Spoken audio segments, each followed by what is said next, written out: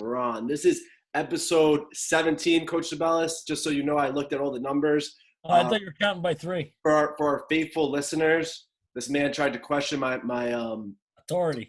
No, not my authority. Maybe my manhood. Validity. Is that the word, Mitchell? Like, this is real news. This is not fake news. This is not any of that BS that you guys all yell about on social media. This is real. Okay, and this is number 7. This is number 17, and we got Mitchell Klein here, who I'm super excited to talk to because, well, one, wrestling-wise, he was third place in the section 2 times. One of our more consistent wrestlers we had. One of the first guys to really buy in, along with the Scotty Wims of the world. You know, his father bought in right away, and we'll get to that as well. His dad was one of the first true wrestling dads. Very reminiscent of David Schreiber now. A lot of similarities there. You know, and it was great. We had a great time, Mitch, a great career. So, Mitch, just how we've been starting off every episode pretty much with the wrestler at least. And I know you started youth pretty young. How did you get into it? How did you get into youth wrestling? It was Coach Sabellis. He approached me when I was probably 4th grade, I think it was, for the Pee Wee program. And at that time, it was basically open mats, show up, wrestle, learn some fundamentals. And it was really fun. And so I quit every other sport and just did wrestling. That was it. I was hooked. That's awesome. I remember those times because I was by myself, not by myself, but I was pretty much. I didn't even exist at that time. Marino wasn't there. Tor wasn't there. Hall wasn't. Nobody. It was in the beginning when Mitchell came into youth, and his mother Melanie saw me going frantic. Like I was organizing uniforms, I was making banners, I was doing everything, trying to promote the wrestling and all that stuff. And Melanie right away said, "Mike, can I help?" I'm like, "Do you mind?" She's like, "No." She's like, "Let me take care of the uniforms." And it was great. It was great. And it started a chain of yeah, she did Klein to Wendy Ferreira to Amatrados. It all starts somewhere. So those original parents are the best. I want to get Coach Marino in here soon because I know he met you probably middle school age, but I want to know a little bit more about youth and your success because I think it was I really don't know this. I don't remember at least. Listening to Nikki Phillips yesterday say that he didn't win one match during youth, and Matt Schreiber wasn't too successful at the youth level, but did a lot better. But, Aaron Walk was successful, and he continued to be successful. I'm curious of how your youth journey was and how that went for you. I was pretty bad when I started. I had no idea what I was doing. I was not the most athletic in the room, but I knew that if I kept working hard, I'd eventually get somewhere. And it wasn't until about middle school that I started getting pretty decent. I started working with John. And at that point, I took it very seriously. And I started going to 2 practices during season and off-season practices. And I started being able to, beat basically everyone in the regular season and make it to the sectionals, youth sectionals, modified sections. And then I won in 8th grade, I think it was, the youth sectionals, and I went to the youth states. I got creamed when I went there, and then that opened my eyes that I needed to work twice as hard to compete with the people who were going to be wrestling in high school. So if those were the modified wrestlers that I was with, I knew that they'd be my competition in high school as well. Did you see anybody in the youth that you eventually saw later or recognize any of the names of the guys you wrestled then that maybe were state champs or state place finishers? That's a good question. Not so much, but I did recognize a lot of my teammates through club wrestling. I'd see them as being some of the superstars that we'd see everywhere else. Particularly, I remember, Gino and Alex Del Cruz being people that were consistently very good, as well as a few of the older kids who were, the guys in contention for section championships, state championships. Gino, yeah. That's a throwback name. I haven't heard that name in a while from Brewster. I remember him. Coach Marino, did you coach Mitchell for modified? Yeah, I believe so. Yeah. So he was a tougher modified wrestler probably than he was a youth. He was one that, like you said, you had a pretty solid team back then with Scotty and Mitchell. Those guys were pretty good, huh? Yeah. Mitchell was good, but he was quiet good. The other guys, Mitchell, he is what he is. He's not a man of many words. He's very business approach like. He goes out, he does his stuff. And if you didn't know him, you might not even know he's there a lot. But that really changed his later years in high school because I think he developed into one of our more dynamic wrestlers. He was a pleasure to watch. He's never, if he was in a bad position, he was never in a bad position. He scrambled. He was great, and he was a pleasure to watch wrestle. And really, one of the more enjoyable wrestlers I've watched wrestle for Greeley, because he did it through wrestling and technique and not power and strength. And it was great to watch him take kids out of a match. The kid from Cornwall, he used to fluster all the time. And that kid, I don't know if you made him throw his headgear, pound the mat. There was one match, I think you beat him like 3 weeks in a row. Greeley duels, Cornwall duels, and I guess it was those two. And I just remember that kid being really upset. He was the blonde-haired kid. Was You it know, the and dyed blonde? what's that? Was it the dyed blonde hair? Oh, I don't know. You know, I didn't check his roots. He beat that kid from Cornwall that ended up placing at States the year after Mitchell graduated, I believe. Was that Yep.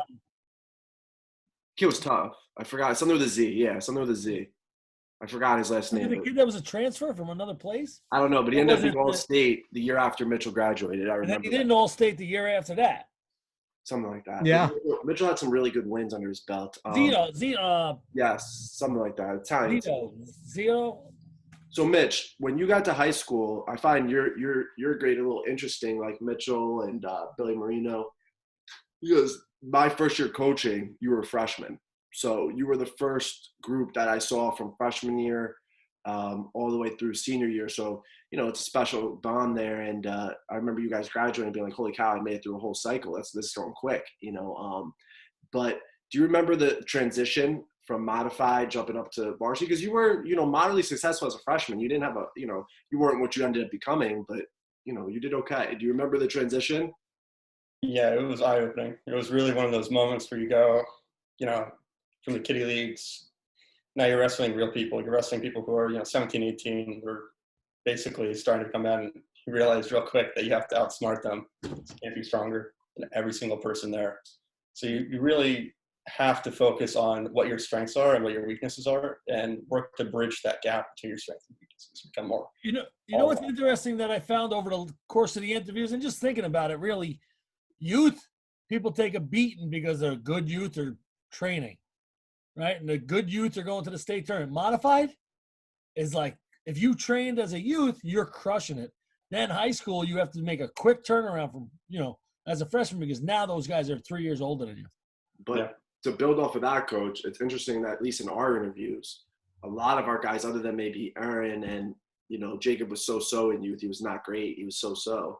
Other than Aaron, we weren't too great at the youth level, but a lot of those guys burn out and slow down when our guys really start picking ground up when it's more important. And I think like Nick Phillips is, you know, Mitchell wasn't bad, but he wasn't great, right? He said he got a lot better as he went on. Nick Phillips didn't win a match in youth. And I think that's interesting, how much better he probably beat people or people quit, or he beat people that beat him as he went on. And I find that to be a little bit of a feather in your cap for how you run the youth program, because they don't get burnt out. They enjoy it. They have fun. And then when they want to get serious, we'll get serious. And that's how we do it, you know? Yeah. The kid's name was Quinn Zito. Yeah. That's it. When Zito, I remember. I texted Pickles, but he didn't respond, but I remembered in my brain. It's interesting. It still works. So guys that are watching this, it's real. It's really happening. What works? We have a lot of tension right now, me and you. No. But I think we want to be the host. You know what I mean? Not me. I mean, I'm happy being co-host, but yeah. Anyway, Mitchell, how was any big memories from your freshman year? Because we'll go on with your career as we go. But I'm just curious of, like, you know, I know you said it was an eye-opening transition, but do you have any big memories from that year? Yeah, actually, I do have one memory that I just remembered now when you brought up Quinn Zito. It was his name was Dan, and it was something. It wasn't Kudo, but it was Kudo something. He was a kid out of North Rockland who had beaten me every time I wrestled him in modified and in youth at some point. It was one of those things where I had run into him at a tournament where Jimmy Duckham was wrestling. I don't remember what tournament it was, but that was a standout feature in my mind. And I remember this time I was like, okay, I won't get pinned by this kid. I won't be tacked by him. It's going to be a major decision. And then there were 2 times that I wrestled him after that we were in the same weight class. And I was freshman and sophomore year. Freshman year, I was beaten pretty badly. I remember being beaten pretty badly, but I didn't get pinned. And that was a really important thing for me. And that was just kind of the mental bridge of like, you have to improve yourself. And these are some of the benchmarks, kids that you wrestled with before, the people that you're going to see continually, and you can kind of gauge how you're getting better. And it's not just a static, you're just getting better by, this much. They're also getting better. So you're catching up to them when you're able to bridge a gap like that. And I remember sophomore year was the last time we wrestled because, I don't know, I got a lot bigger than him and he stayed the same size. So ended up being like a minor decision. I lost by a few points. But it was one of those just memories of, this is a kid who's good. He's going to be, in the state championship eventually. So. Was he? No, he took like 5th.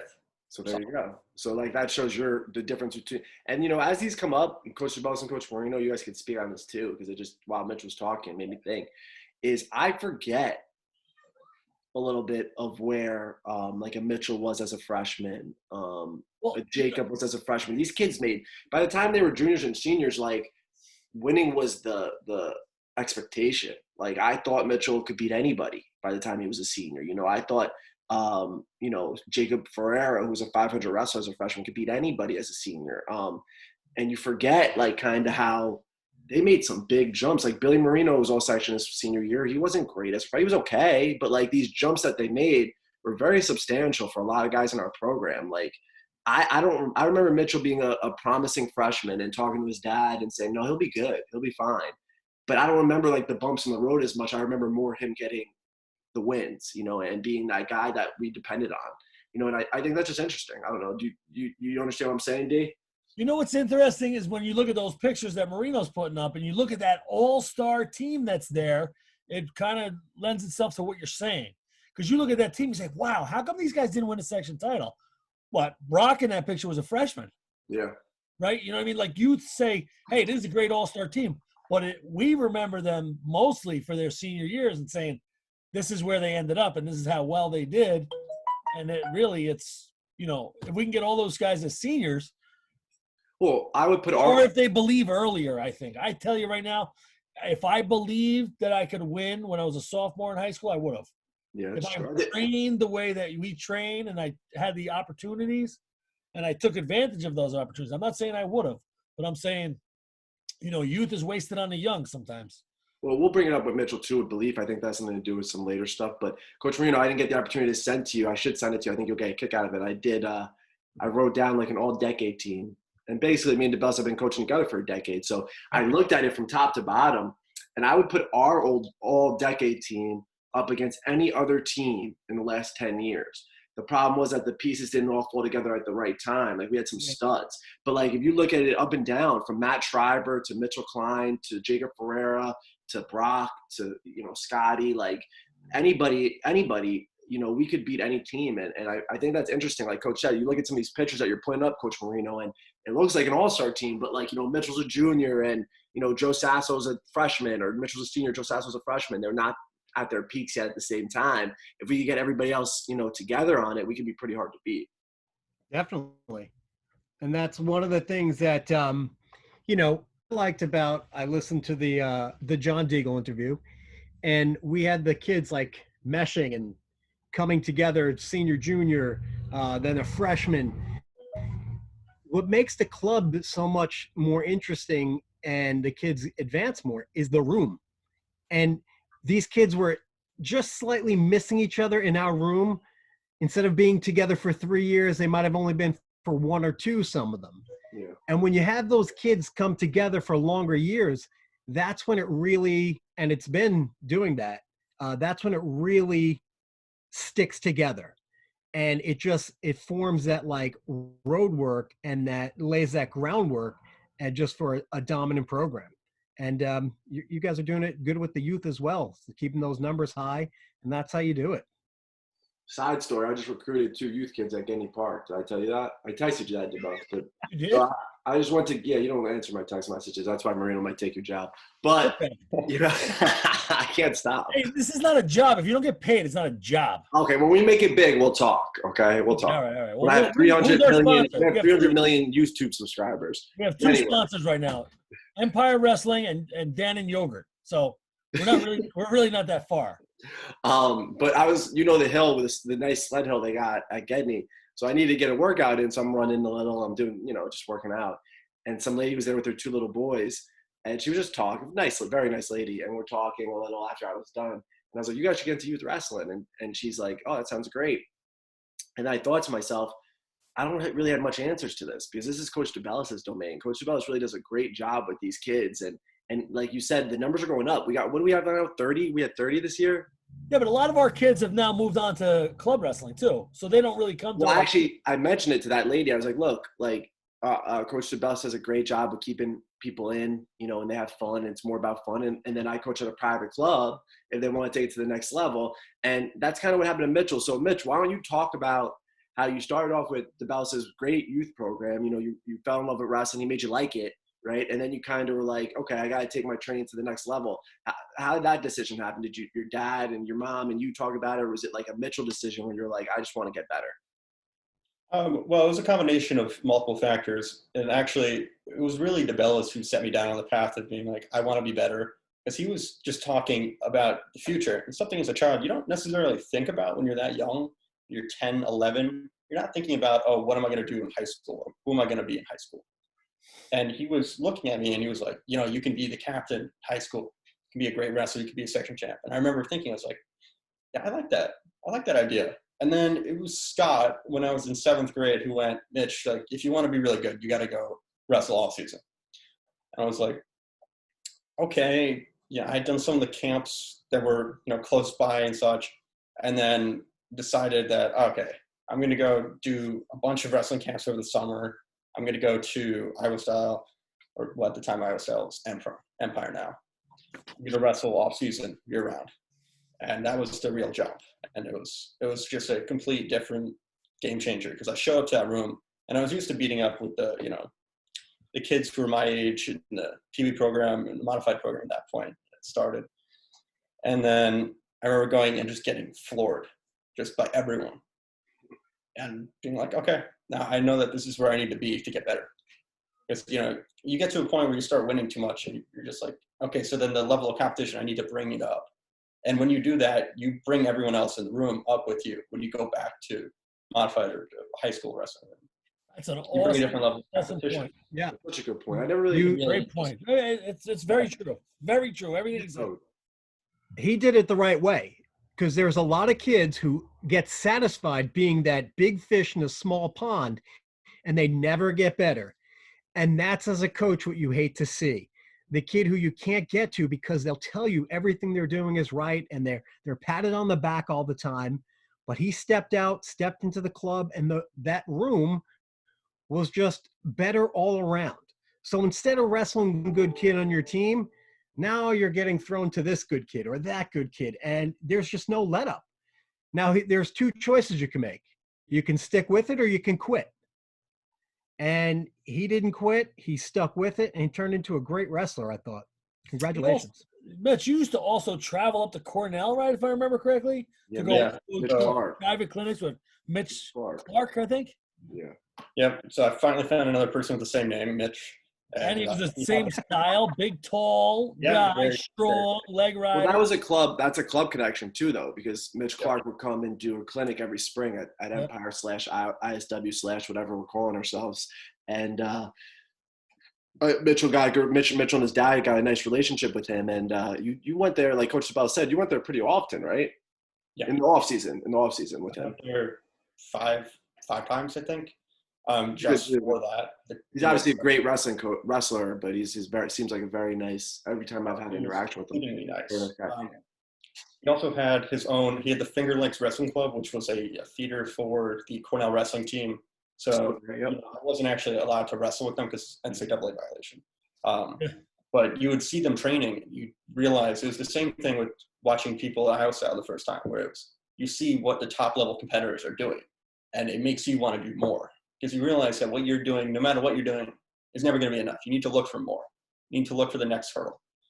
You need to look for the thing that's the hardest for you to do that more. And eventually, you get better.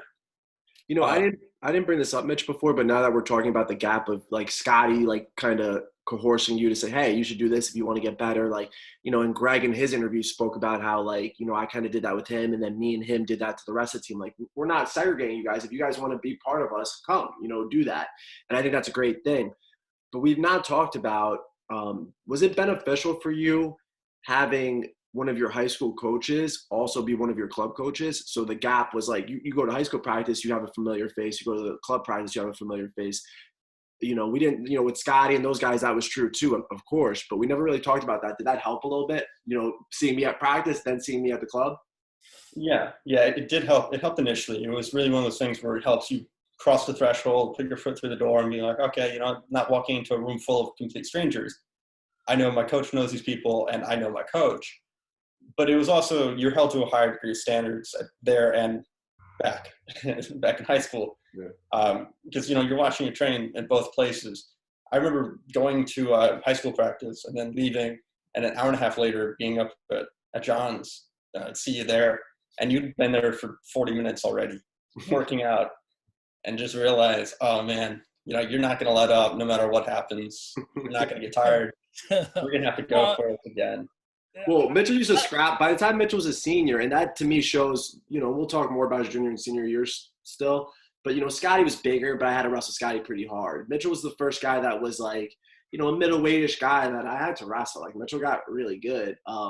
But same thing, like, you do get held to a higher standard. But it's a gift and a curse, I would say, because the gift is like, guys like Mitchell, maybe not as much, but guys like Jacob Ferreira, when he was like a 10th grader, had no business wrestling the superstars in that room when he got in that room. But being that I was running practice, it was very easy for me to say, you are going with Jacob Ferreira. You're going to beat up. And like Coach Marino said earlier, that's what made him a lot better. Like, wrestling people that were the next level and not running away from that competition and taking beatings. And Mitchell probably took his fair share of beatings too. But Mitch, this came up to my mind right before we started. I don't know if you recall, I think it was your senior year, and it was a club thing a little bit. And it was Christmas Day. I was about to bring that up. I remember. This is not in any way associated or affiliated with Horace Greeley High School or Chappaqua Central School. Disclaimer. Well, I was a volunteer assistant, I think, at the time. So, I was rogue. I was rogue. But I remember getting mad at Mitch. I don't remember. Mitch probably remembers the story more to him than I do. But I remember saying, Mitch, we need to get a workout today. You need to work out today. He's like, I'm not working out today. I'm like, Mitch, I'll see you at the club today. And he's like, it's Christmas. I'm like, you don't celebrate Christmas, Mitchell. And we're going back and forth. And I'm like, it's my birthday, and my birthday's on Christmas. I'm like, it's my birthday and I celebrate Christmas. Meet me there. We're working out. You remember that day, Mitchell? Yep, I remember that day. I remember you texted me. It was something like 8 a.m. You're like, Mitch, you're going to be working out today. And then you were texting for maybe 2 hours. And then I just realized you're not going to give this up, are you? Yeah, but you know what? Something like that makes a big difference in your psyche. Going down there, and I know what Coach was doing. I know exactly what Mitchell, you know what Coach was doing too. He just wanted you to get in that, I'm willing to do something that somebody else ain't willing to do. And he didn't have his best Oswego tournament. So it was like, let's go and let's get better. And it's the same thing that we talked about in that Greg interview with me and Greg when we were like cutting weight at nighttime and stuff like that. It stunk, but I felt good knowing I was doing something other people weren't willing to do, right? So Mitchell going to get a workout in on Christmas is something a lot of people are not willing to do. And I slowed myself down a little bit, but we now, because, my wife might divorce me, but we do, I do offer Christmas Eve. I'm there, Thanksgiving, we were there this year. Coach Chabels brought the kids up there. It was great. It's like that, like John talks about sometimes, like those edge days, right? Like when you can make a little edge on somebody, like one of the days that person's resting, right? And we're going to jump somebody. And that's what you do, and I remember that day. I remember Mitchell getting a good workout and it was great. Maybe for me, I don't know. No, I remember it being great too. I remember leaving there being like, I'm actually glad I did this. Also, he's going to stop texting me today now. And this is before we had a policy. Another process, we'll get there when it comes. So we'll see what happens. But, actually, you mentioned Gedney Park, and I kind of held on to that for just a moment. I want to derail. I remember running sprints up that hill, buddy carries with you. Back when we only had 5 guys, 6 guys who'd show up for that. I remember carrying you all the way up that hill and running back down and you would beat me to the bottom, carry me up, and then run back down. And I'd be lagging behind trying to catch you. This is why, you know, you're a coach. Mitch, I'm still hitting that hill, brother. So if you want a challenge, I'm there. We could go, because I'm 10 years later. I'm still ready to hit that hill. I'll be 65 hitting that hill. Let me know. I have a stopwatch.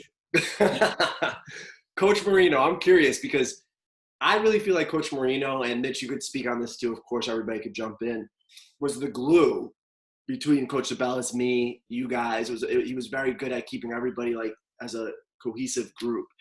Do you have a memory of Mitchell specifically that you were like super impressed or super proud when he was in high school? Like something that stood out? Is there something that like, not to put you on the spot, but you know, there's so many different memories and things. The thing I remember about Mitch is he was his own toughest critic. There were times after a match where he won where he'd be upset. There were times after he lost a match that he'd be very upset. But there were times, like I said, in which he won, in which he knew he didn't wrestle his best or win in the manner he wanted to, or didn't get the major, for the team.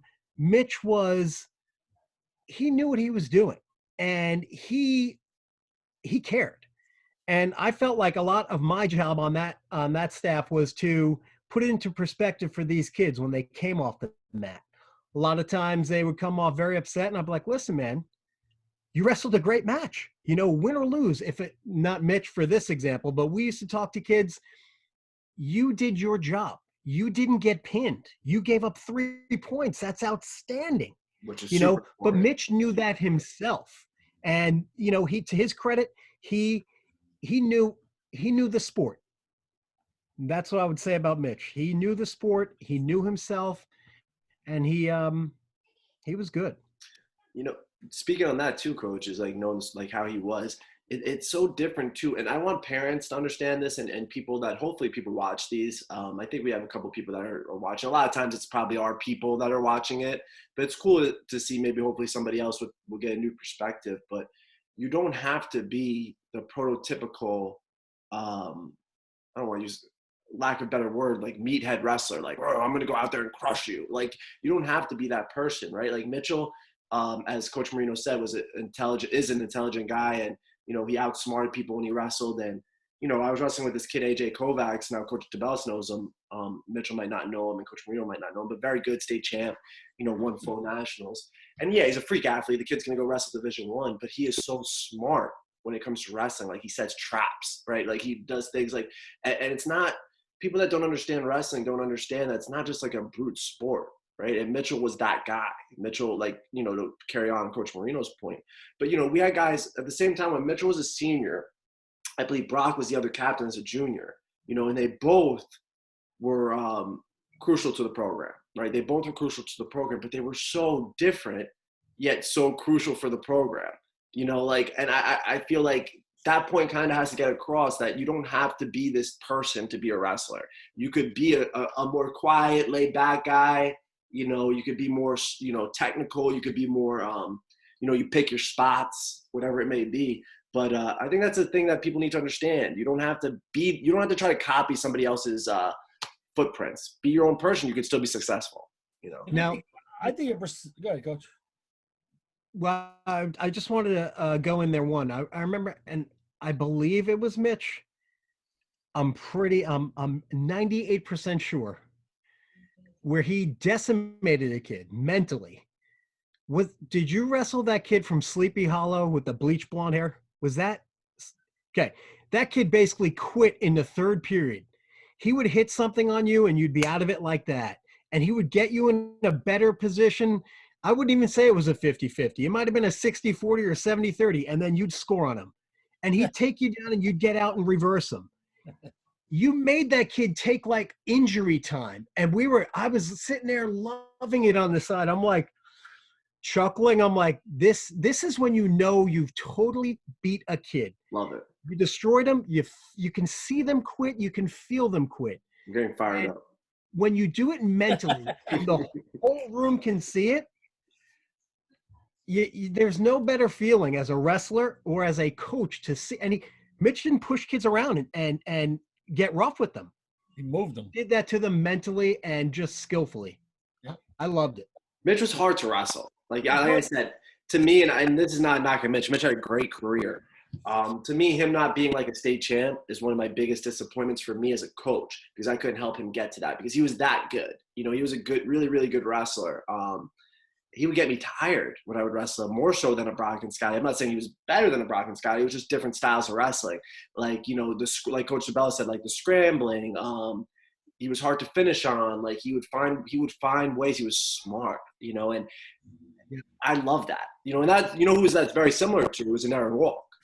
Mitchell Klein and Aaron Walk had very similar styles. You know, Jager Ferreira and Scotty Wims had very similar styles. All four very successful, right? It's just different wrestling. And yeah, I mean, like Coach said, I remember that kid from Sleep Valley. That kid was a little cuckoo for Cocoa Puffs, but you know, Mitch made him more cuckoo. I was gonna say, Mitch brought that out for sure. That might be my favorite match of Mitch's. It was awesome. What was that kid's name, Mitch? You remember? Andy? No, I don't remember his name. He came to the club. Yeah, he did. He showed up to the club. What's his name? Someone had told him that that's where I trained off season, and he showed up and he wrestled for a little bit. I don't remember what happened to him after that. He kind of fell by the wayside. He was a pretty good wrestler, that kid. He was tough. Oh, he was tough. He was tough. Mitchell decimated. I focused on the people that were better than me to try to wrestle with at the club. Who did you, Mike, out of curiosity, because it's hard for me to remember. I remember you at the club, but I can't remember your workouts and stuff. Do you remember who, like, your go-to partners were? I don't remember. So when I first started, the first person I wrestled was Alex De La Cruz. The second I walked in. You know Alex is a coach at Greeley now. No, I didn't. So Alex is a coach at Greeley now, so that's interesting. But go on, who else? He was the first person that I met when I went in there. He's a super nice guy. Oh, he's the best. Yeah, he's a good dude. Just awesome. And he was one of those things where he just destroyed me instantly. He was just so much better than me that there was no chance that I'd win any position. And that's when I realized that I needed to start learning how to scramble, think on my feet, and that, you know, I'm not going to be more athletic than a lot of these guys. There's no way. I don't have enough time in the day in the world to be better than them that way. So I need to find where I'm better and focus on that. And then I remember when Kevin Jack walked in the room, he tuned me up again. I'd been wrestling there for 2 or 3 years at that point. And he walked in the door and I was like, oh, you know, who's this with the bleached hair? He shows up and beats me. I ended up being a 3-time NCAA All-American, so he's pretty good. But go on. Pretty good. Yeah. Similar style than you. Yeah. He's a beast, Kevin. And everybody was trying to get blonde hair like you, Mitch. They were all chasing your style. Yeah, you were natural. See, so, actually, one of my friends from wrestling, remember Teddy Fleming? We would wrestle all the time. John Jay, right? In the room. He was that North little Salem? South Salem or North Salem. Yeah, South Salem. Yeah. You always beat him, though. Oh, yeah, I was one. No, but actually, it would always be like a point. It would be the closest thing. It was always the hardest thing to wrestle because he knew my style so well. But that really helped me push my style because he knew it. He knew what to do against me. He knew that if he pushed the pace when I was trying to rest or trying to lean on something to try to tire him out, that he would get an advantage. And then I'd have to work around that advantage and try to level the playing field. And then there was also Gino, who had a completely other style. What was his last name? I forgot, but he was a section champ from Brewster. Yeah, he took third senior year. I wrestled him at Brewster, and I lost by like 2 points to him. I think Mitchell was the better wrestler. Yeah, I remember that match. No slight to Gino. He was a very nice kid. His dad was a very nice guy. Great guy. But he would throw. He would use throws, and that's something I never did in a wrestling match before. A little bit to my fault because Coach Sabellis is a good thrower, and you know a lot of times I feel like as a coach, and I think you know if you heard, I know either of you guys heard Coach Bill Shortfingers yet. His interview was great, but like you know sometimes I feel like I play as a coach to my strengths. But Coach Bill was talking about how he gets older and he evolved, and I feel like we've evolved a lot, right? But when you were in high school, I probably didn't focus on things like throws enough, you know, and I think that would have helped you in that situation. Go on, I'm sorry for cutting you off, but that just popped up in my head. No, that was great because you know you have to seek out people who are going to do something different to you, so you need to know what to expect and what to do against it. And man, I have to say, you know, getting thrown by Gino was not fun. But in practice, he did it to me, you know, 1,000-something times. You really learn to know what to expect. And one of the main things to take away from that, not necessarily to how to counter it, because if the guy's that much stronger than you, that he's going to pick you up over his own head, throw you backwards. You might not have that much to do, but how to not get hurt when that happens to you, how to land, how to not sustain an injury that'll take you out. Because, it's pretty risky. You can get hurt pretty badly.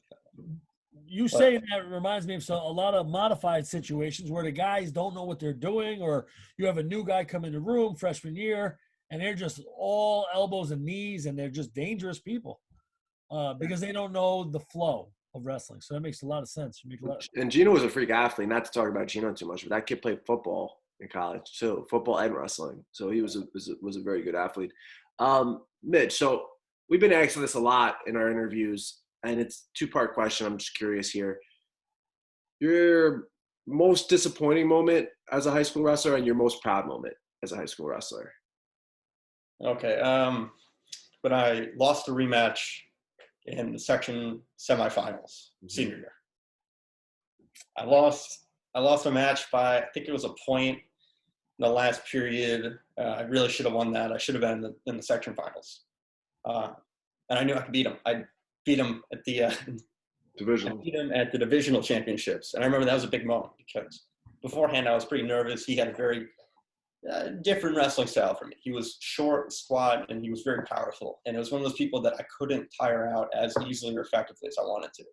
And I remember we just sat down and I wrestled with you, and I wrestled with one other person. I don't quite remember who it was, but I just remember getting just thrown around relentlessly, trying to figure out something that I can do that will be foolproof. I can get points in. And I just couldn't get out. Yeah. Yeah, the last second.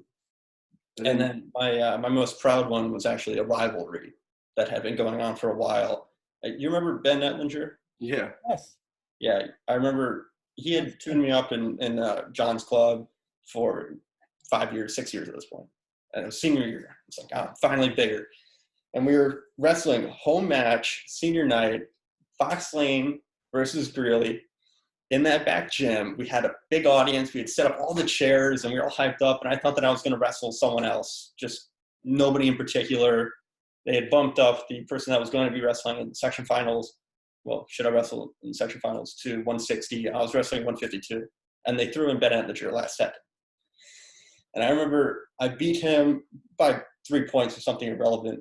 But then the second I got up off that mat, the entire Fox Lane team started cheering for me. Really? I ran. They do things like that. And I love it. And I friggin' love it. Why? It was just a great match. It's a great match, but Fox Lane is very good at they get at each other all the time. And they love Mitchell probably because he was a club guy. No one probably went to the club. But they're very that story everyone always tells about Steven when he was a senior and he was killing everybody and he got taken down and the whole Fox Lane sideline was like 2 just to get Steven annoyed. I kind of like that friendly jabbing at each other because it makes you holds each other accountable. When sometimes I feel like, and we're pretty good with it too, but sometimes I feel like it's like, don't say that to somebody, you might hurt their feelings. A little friendly ribbing is not the worst thing in the world. I don't think it keeps you grounded. And only a problem when it's a problem. It's only a problem. It's a problem. But yeah, Ben. It's a problem. That was a little bit of a pain in the neck. Now he's an adult, we could say that. And, he gave Adam a hard time too. And I remember Adam beating him in the Shoreline, my cousin Adam beating him in the Shoreline finals. That was a fun one too. So that was good. But to me, Mitch, for you, one of my more proud moments with you is your dominance coming back for third your senior year. Because it's tough. It's really hard. If I remember correctly, your junior year, you were very close to making the finals too. I think it was a technical point against Marvin from RCK. Is that right? You gave up a clasp or something. You lost 2-1 in the semis your junior year. And he lost to Tommy Grippy in the finals. Yeah, that's cool. So that happened. You took third, and he wrestled great there. Maybe in North Rocket or Suffern Kid, he won a great match, took third. That was great. But he's a junior, He came back, he took third. He was happy to take third at that point. He could have been in the finals, but taking third was pretty cool, whatever. Your senior year, you won a section title, you won a state title. I think he was capable of doing both. And states would have been a little hard. I think Rashid was in his weight class, but he definitely was a top 3 guy in New York at that time. I think Mitchell was. Losing that heartbreaker to Chelly, I believe it was, from Somers. Chelly Somers, yeah. Yeah, losing that match in the fashion he probably shouldn't have lost it, right? And Mitchell knew. you know, and he's a kid, right? You're not always perfect. You can't always be perfect and things happen. But to have the foresight to be able to come back and take third, it's not easy. You know, when you know your career's over, the wild card's probably pretty much off the table because you got to make the finals for that. To still have the fight to and it wasn't close. If I remember, I might be wrong. I'm trying to remember my memories, but I remember him pretty much dominating to third place, and that's impressive. You know, that's impressive. It's not so, actually, the scene. I probably shouldn't say this because it's a little bit mean to the kid that I wrestled. I don't know, but I was watching the finals match during my match, so I would just put him in a tilt, and I knew that the second that we get up, they'd face us away towards the crowd, and I wouldn't be able to watch anymore. So I was just holding him on his back in a tilt, and then just rolling him a little bit so he wouldn't get called for more 3 points. Protect him in the third period. But I was sitting there watching. I was like, oh, come on, the guy who beat me, maybe win, maybe I can get a wild card, maybe I can sneak back in the States, you know, get another shot at this.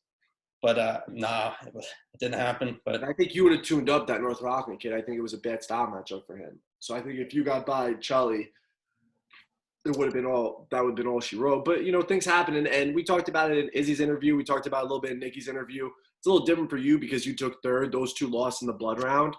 But, you know, things happen for a reason, you know, and when you're older, you know, hopefully it sets a fire. For me, not reaching my goals, it kept setting a fire, right? Every time I wouldn't reach something I wanted to reach, it would set the next fire, it would set the next fire, it would set the next fire. And, you know, things happen for a reason. And then that summer, Mitchell went, like last second got him to come to Pop and Flow duels with Empire or Iowa Style at the time. And there's a good club out in New England area called Smitty's Barn. They're really good. We never beat them. Now we beat them all the time, but we never beat them at that time. And it came down to like the last couple of weights, and Mitchell was only up at like 182. Same year. You know, he was wrestling like 182 or 195, and he cradled some kid and stuck him. And it was one of the best things ever. It was awesome. So, you know, he had a hard time in sectionals. A couple months later, he wins the duel for ISW, which was really cool. So, you know, it is what it is. It was fine. That kid had taken 8th as an All-American the year before. So the kid was a stud. So that shows, but again, that shows what Mitchell was probably capable of doing the whole time. Coach DeBellis, do you have any like memories that stand out a little bit? Well, the one thing I was going to say about Mitchell is not only, you know, he's not your stereotypical, you know, what'd you call it before? A meathead? Meathead, yeah, he's a meathead. Stereotypical meathead. And really, there's a few of them out there where they're very successful. A lot of the guys are really students of the game now, and they know which way to move, and they're doing this and that. The other thing that was very different about Mitchell is that he was so tall. He was super tall. So like a lot of people, oh, my kid can't wrestle. He's too tall. That's absolutely not true. Mitch Clark was as tall like Mitchell Klein. And they had to use leverage, the bars. The longer the bar, the longer the lever, you know. So for the people that are out there saying, oh, man, my kid's too tall or this or that, there is no set system. Anybody and everybody could do it. Wrestling is the sport where everybody and anybody can be successful as long as they put the work in like Mitchell did. We showed our program. We showed our program more than anybody else because Izzy going out there and being captain and being two-time section qualifier, Mitchell being a smart guy, not your typical meathead, taller, lanky, getting it done. You know, Matt Schreiber never winning youth stuff and being a two-time All-State wrestler. Nick Phillips never winning youth stuff, being a top 8 guy in the section for us. So, you know, it happens. And I think we're the place to do it. Coach, I'm going to move on to his dad, but do you have any memories of his wrestling, him and his dad's relationship through wrestling? But do you have any memories more that you want to speak on, Coach Marino, about his you know, Mitchell's wrestling before we move on? I would say his dad and mom were always very supportive. I remember his dad there with the camera, taking photos at a lot of the matches. Oh, I have a picture. Setting up like a web page for the photos to family share with the youth club and everything. You sent me some the other night, actually. Oh, yeah? Yeah, they're really, I should send them over. They're really cool. Yeah, very supportive people. I actually saw his mom. I saw your mom in Whole Foods when school was still in session, right before we kind of let out on this virus break. And I talked to her for a while. Original. But yeah, great people, very supportive of not only their son, but the other kids in the wrestling and the coaches. And that's all you can ask for. I mean, fantastic. Well, all I can really say is that they really believed in you guys, that you would set up a program that would be successful. was a matter of time to them. They really just saw the potential. They saw the potential that you guys brought to the table and what you were doing, the amount of time, effort, and the commitment that you had for it. It really was a matter of time. It starts with a line eventually. And now you guys have a great program, continuing to build. There's no peak in sight. Yeah, I feel very confident that you guys are doing quite well with what you've started with. Thank you. We appreciate it. I mean, and let's talk about this before we wrap up real quick, and to speak on your mom and dad a little more, because I think we're going to speak to your dad tomorrow. I'm going to text him or email him after this. I think he's our next interview. But he was one of the original, to me, when we were coaching, one of the original wrestling dads. Like, Sky's dad was great. But Sky's dad was more the guy that was just great to us. He was a good friend to us, and he was fun, and he loved Sky. He loved all the kids. But your dad, like, immersed himself into wrestling. Like, he just loved it. He loved it. He knew who was who. He knew what was going on. And your mom, like Coach Bell said, was probably one of the sweetest people we've ever dealt with. Just a nice person, and helped so much. Did it help, to have your family as bought in as you were bought in?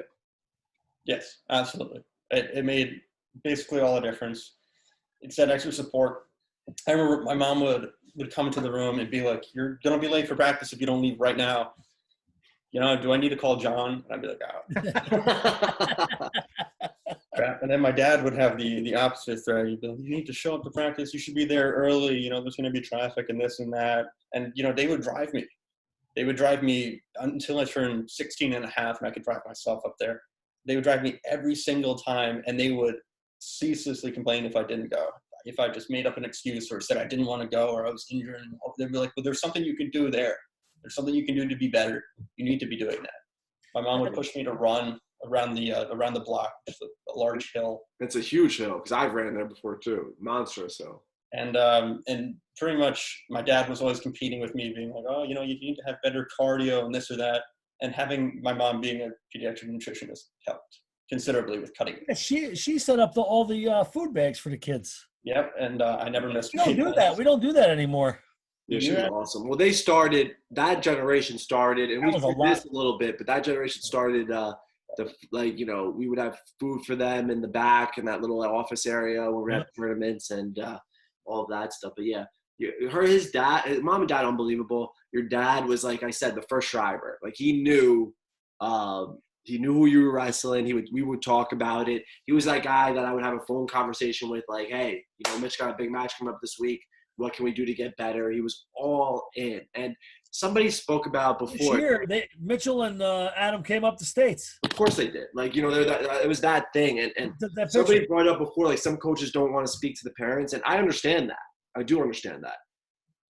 Unless you could build a culture where the parents know, like, your dad trusted Coach Marino, Coach Sabellis, and me, and whoever else. So he knew we were doing what was right. He just wanted to talk about it because he loved wrestling. And you can't knock that, because I love wrestling too. So it's like, let's talk about it, and he wanted nothing. Him and his mother, both, your dad and mom both wanted nothing but the best for you.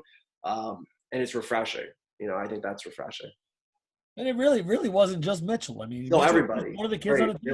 They were great. And I just have a quick question too, Mitchell, before we cut off. I remember at Oswego, you were up way too late one night. It might have been your senior or junior year. I'm not sure. You were watching like a scorpion fight a prairie mantis or something. What was that about? Oh man, get out. What was that? I never heard this one. Get out of here. It was early in the morning. I woke up. I couldn't sleep. I always got nervous before matches, and I knew that this was going to be a big year, because this was a year that I was expected to go out there and start win the entire thing. Pin through my way straight into. I had a good seed and straight up until the semifinals, where I started wrestling, top tier people. It was something. It was a scorpion versus something. I don't really remember what the video was. I just remember I woke up, I watched the video, I was like, damn, I love the internet. It's great. I just remember, honestly, I don't remember at all, but I remember busting your chops the next day, because I don't know if it was Billy Marino or Brock or one of them. Like, we couldn't go to sleep last night because Mitchell was watching a scorpion wrestle something else. I'm like, what are you talking about? And I remember just ribbing him, like, what do you mean? Like, what do you mean? Was that with Volker? Joe Volker, yeah. He didn't watch those crab videos. I don't know about like it. shoot stuff. I think it's not something. He wrestled like 10 minutes. He was a strong kid, but he was just. But he used to watch those videos. I remember. Joe Volker. I haven't heard that name. I feel like it was Bing Bing. Bing Bing set you up. That's probably what it was. We No, gotta it was talk to him. He definitely- probably got intelligence agencies listening to me speak right now, though, so I have to be careful. Yeah, no kidding. Yeah, the saying anything's delicious was fun. I know. But hey, anyway, Mitchell, we'll probably wrap up soon. But do you have anything else you want to leave it on, Mitch, or you know? The last thing I wanted to say was really that I think the wrestling on this high school team, really high school wrestling, was probably the best thing that happened in high school to me. It really gave me a purpose. I'd wake up in the morning knowing that I had practice, had something to do, something I looked forward to, something I enjoyed doing, and something that I was good at, something I was getting better at each day, and I could see the progress year after year, making leaps and bounds. And I was disappointing the way it ended, but at the end of the day, I'm so proud that I, had a great team. A lot of pride for the team that is continuing to come out of there. And it was a good time. Thank you, Mitchell. That was really nice. It was nice, and I just want to touch on that too because I don't really shut up. That's probably one of my issues. But you could say it's disappointing, and I guess it was kind of disappointing considering how good you got. But with that being said, as a youth wrestler coming through modified, to think that you would have been in 2-time third place finisher in the sectionals probably isn't something you would have thought about when you were in the 5th grade or whatever. You probably hoped it, but you didn't see it as a possibility, and you achieved that. And I think that says something about you and your belief and your buying in. Do we wish we could have got you further? Of course, but the jumps you made are still substantial, and that's something that you got to be proud of. Thank you. Coaches, you guys got anything for this man? Mitchell, it was an extreme pleasure to have you in the room, know you as a person, and I think you are an extremely good wrestler, and you have a lot to be proud of. And congratulations, and thank you for coming. Yeah. Thanks a lot, Mitch. You're the man. All right, Mitch, I'm going to stop recording, but hang on for 1 second. All right.